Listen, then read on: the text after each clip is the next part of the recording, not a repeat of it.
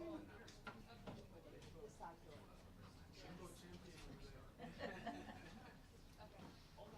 everybody, if you need a white balance, this is a good choice.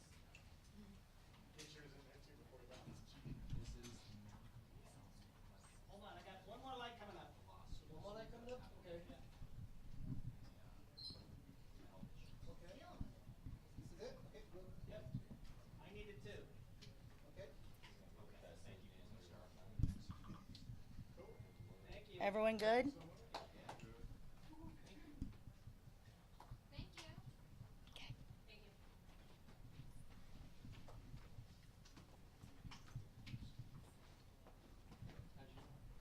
Thank you. We all thank you. Corrected at least 5 cameras.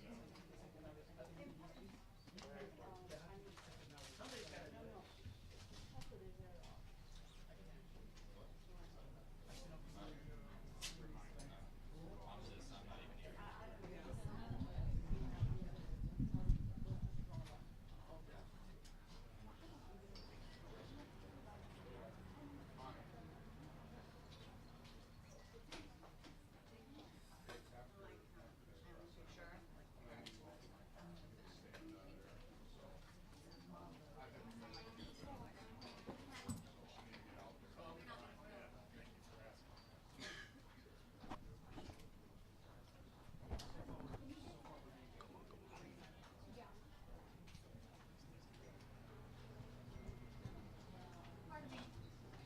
The chairman needs to get up here. Can you just move it back? Yeah, you're gonna get through. There we go. Somebody with really good balance.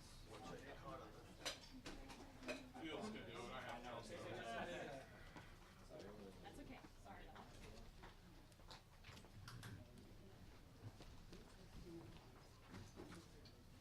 All right, good evening, everyone. Thanks for being here tonight.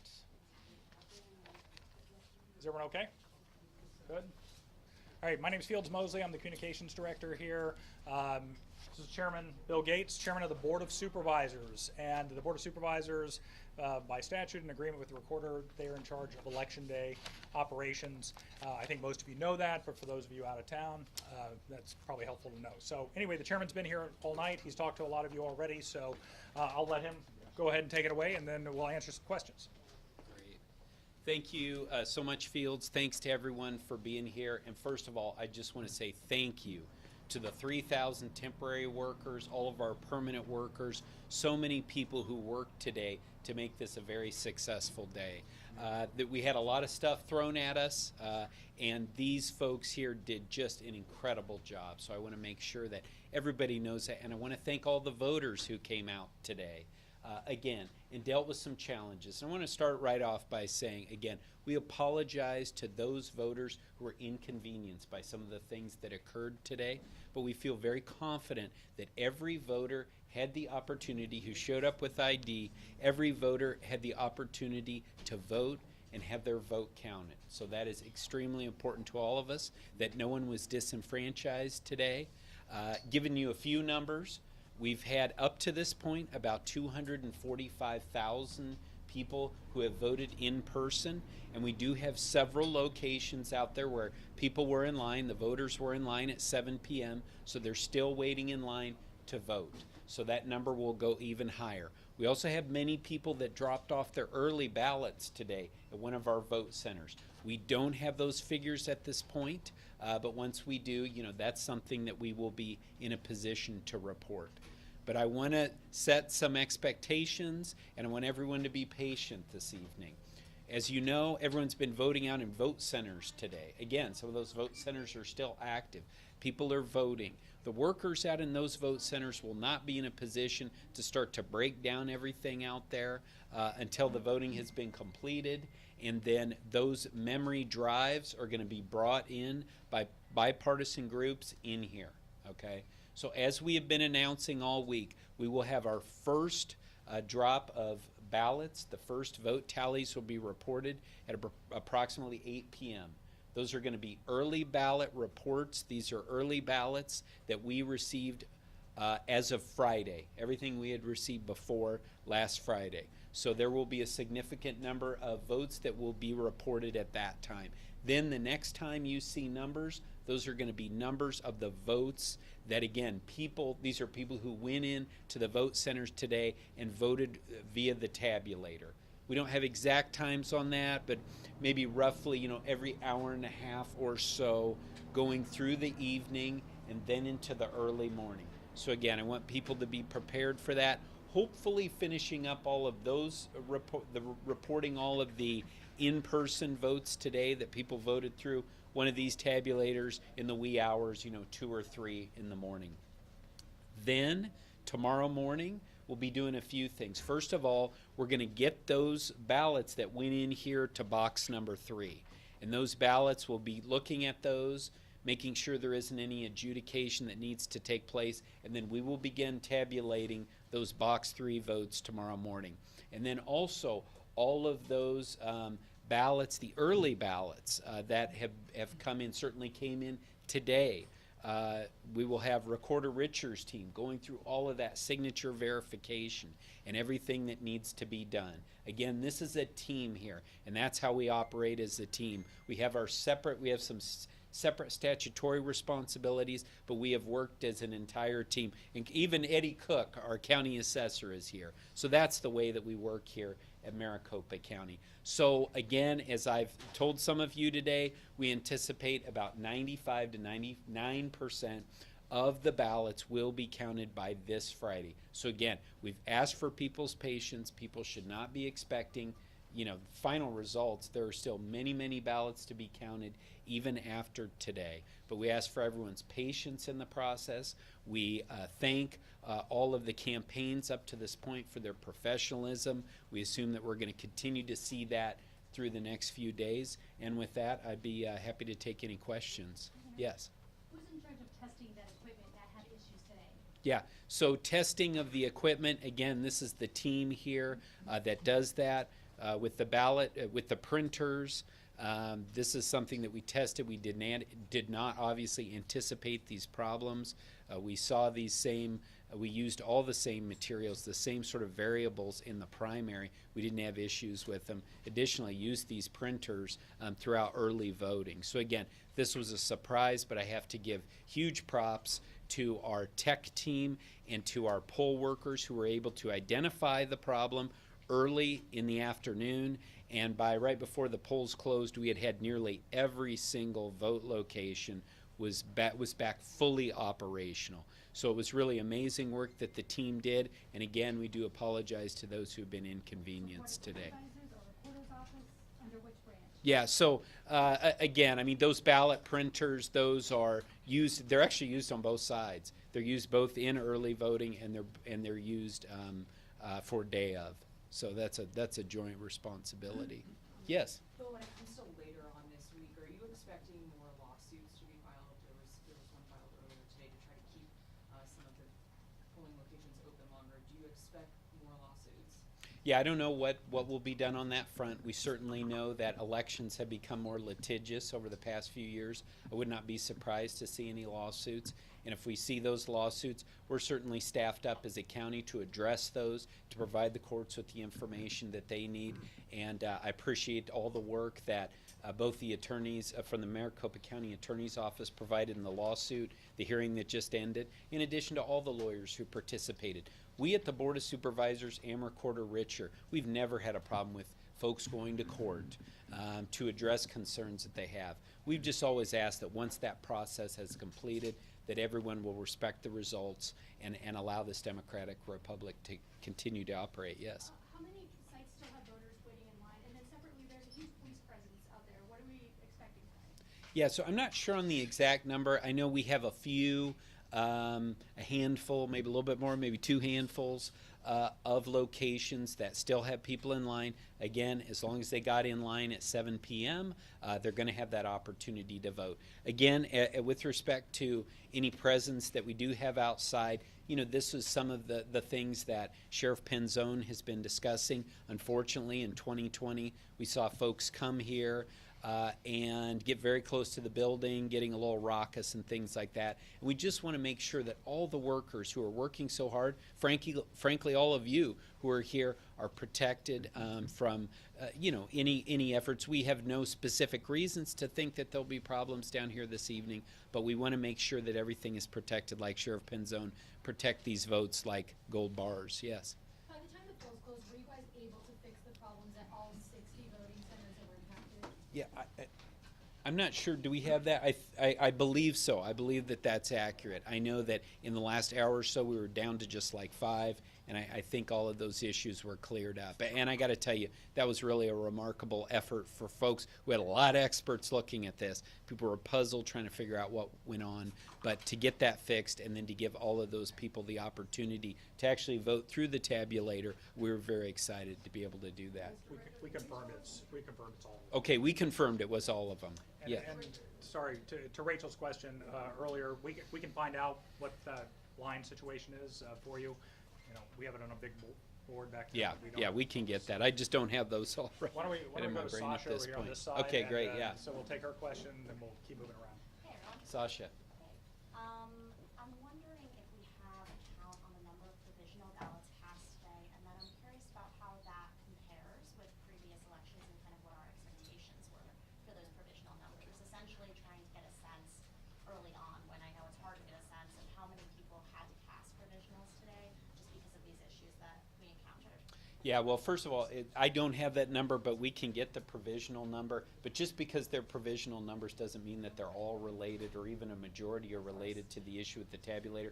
Could be ID, for example. They could have come with that ID or other reasons, but we'll certainly get that number. Again, I was looking at that as the day went on. They were, again, what I would call historically low numbers, certainly compared to what we used to see before we went to the vote center model. But we'll get that number for you. Yes, sir. Tonight, when will results be posted tonight? Yeah, so 8 p.m., that'll be our first results, and those are, again, going to be all the early ballots that we've received here and processed and counted through Friday of last week. And roughly how many is that, or how many have you received by Friday? I'm not sure exactly on that. I think over 800,000. Yes. Can you give us a sense of whether or not the tabulation issues will create a longer time counting? Is that going to add to the amount of time it takes to make sure you have the numbers right?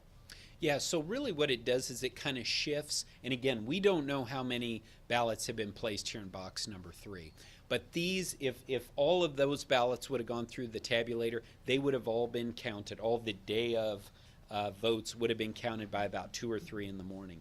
For those down here in box number 3, those we will start with those tomorrow morning. So again, it won't move the total count, but whatever number we have here in box 3 will be more, probably reported like tomorrow or the following day, as opposed to all being reported either this evening or first thing tomorrow morning. And just to Yes. follow up to that, the problems with the tabulators or the printers, is that going to delay the vote count or make it a longer process for you? Yeah, it shouldn't. That we believe that that's not going to have an impact on the vote count. We believe that the ballots here out of box 3 are going to run through our central count tabulators. That is, we'll see it when it actually happens, but that's what we anticipate. Yes. We have some big names behind, the 2020 election in Stolen, saying that they're already en route to Arizona hopping on a plane. You have former President Donald Trump saying there's a lot of bad things going on in Maricopa County. One man outside just said there will be more of us later. Can you address these concerns and that some of these megaphone personalities are going to be headed here? Again, look, we know that the eyeballs of the world were already on Maricopa County. We've known that for weeks. Obviously, we can see that from this room. So whoever wants to come here, that's fine. They have every right to be here. But again, there's nothing that happened here today that would indicate, in my opinion, a need to be out here, a need to address some injustice. Again, we had an issue with printers, which has been addressed by the good people of Maricopa County addressing it. So people want to come out here. If they want to stay in our hotels, I know our hotel industry would love that. But again, if they're going to come here to create disruptions, I think Sheriff Penzone has been very clear about it.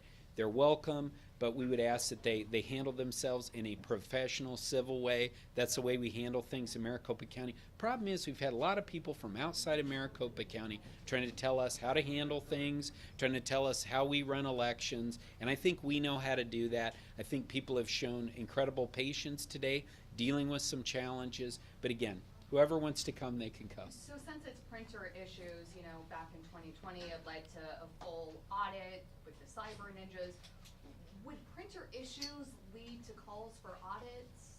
Well, again, in 2020, there's nothing that happened that led to calls for audit. So I don't know what people are going to do. Again, this is an opportunity for me to speak to my Republican brethren, elected officials in this state. Again, if they want to try and challenge the voters of Maricopa County, what they've decided, if they want to challenge the election workers, that's fine. We'll take a look at everything here. People want to go to court, they can go to court. But we've got to get to a point where we have a finish line. When everything is done, it's done. We need people to acknowledge the results, and if there are changes in state law that legislators want to make based upon what they've seen, they have every right to do that. But pursuing extra legal audits like the so-called Cyber Ninja audit, in my opinion, does not move things forward, does not strengthen this democratic republic. But we will be open, my colleagues will be open, Recorder Richard obviously will be open to talk to any other leaders in the state about changes that they want to make.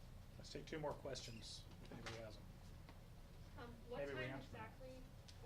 exactly did you figure out the issue and the problem, and how quickly did you then send a full team out? Like, what was your response? What that looked like? It was about 1 minute. Yeah.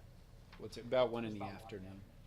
And did you just send a full team? Like, can you talk about how many people were put on this, how it worked, that kind of thing? You know, I don't have those numbers. We can get those numbers for you, but I can tell you this was a full court press from the team, from having our contractors involved, having experts, and again, this was really sort of challenging situation because none of the variables had changed from August. So I think people were scratching their heads, but we were able to figure it out, address it, and all the while, even while these things were going on, people were not denied the right to vote. People came with ID, they were allowed to come in, they were allowed to vote, and their votes will be counted. Either they were voted by the tabulator, again, even these locations that had issues, we were still having intermittent use on one or both of the tabulators. But in the end, everyone's vote, everyone who voted today, it's going to be counted, and that's what really matters in the end. And so the paperweight was the same for the primary? The paperweight was the same as we had for the primary, that's right. Yvonne? Did you experience any of these issues at the locations that were open during early voting? Or is it solely isolated to today? Like, what is different about those two situations? Yeah. So we did not have these issues during early voting. Obviously, if we had, we would have dealt with it. This was a new issue that we saw today during in-person voting. And again, the focus that our number one goal today was let's figure out what's going on and fix it. Long term, you know, you've been around for a long time. We're all about continuous improvement at Maricopa County. We're going to do a deep dive on this, figure out exactly what happened, root cause analysis, so that in the future, hopefully, this does not happen again. We got one more question back here. Sorry, one more. Thank you for doing this. There were some hints today, suggestions that perhaps there was a partisan skew in any delay here caused by the tabulation equipment issues. Do you know of any difference in partisan precincts where it was weighted toward conservative precincts, or presumably conservative precincts, or anything like that? Yeah, I have not seen any analysis that shows how these breaks down. Frankly, we haven't had the time to sit there and do that analysis. Happy to do that after the fact. But the point was we were having these issues coming up around Maricopa County. And so we had to address them. But again, look, this Board of Supervisors, 4 of 5 Republican, and Republican Stephen Richards are recorder. So there was no partisan bias in what happened here. This was a technical issue that we determined had to do with the printer and not having the toner strong enough so that those timing marks would show up and that the tabulator could do that. Not a partisan issue, a technical issue. All right. All right, thanks so much. Appreciate it. So if you, let me tell you guys about a few logistical things here real quickly. So as of 7 o'clock, there's no more entrance and exit through the front door. We will escort you through a back door if you need to leave this space. I know the space is small, it's hot, now that we have about 50 people in here, maybe 100. Also, there will be some video opportunities later in the evening for those of you who stick around. Whenever ballots start coming back in, there's a sorting process called Red Line, Blue Line. That's back in the warehouse. And Megan and her team from elections. What's that? Yeah, it's 2 to 4, I think. We can take crews back there. So if you want that video opportunity, that's because there's nothing going on back here. And I know that's what a lot of you are here for. So that'll take place a little bit later on after things start coming back in. And that's where they're being sorted to be taken to run back, then they're scanned, and so on and so forth. So I think that's it. If you need anything else from us, though, flag one of us down and we'll help you out, especially if you need to get out of the building.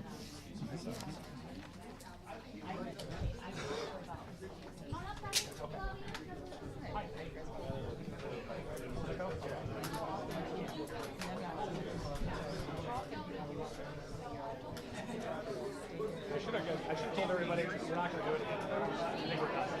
We've been here since 5 a.m. Morning show, same insanity. So yeah, I think that'll be our last one for the night. Everything else is just give people video opportunities.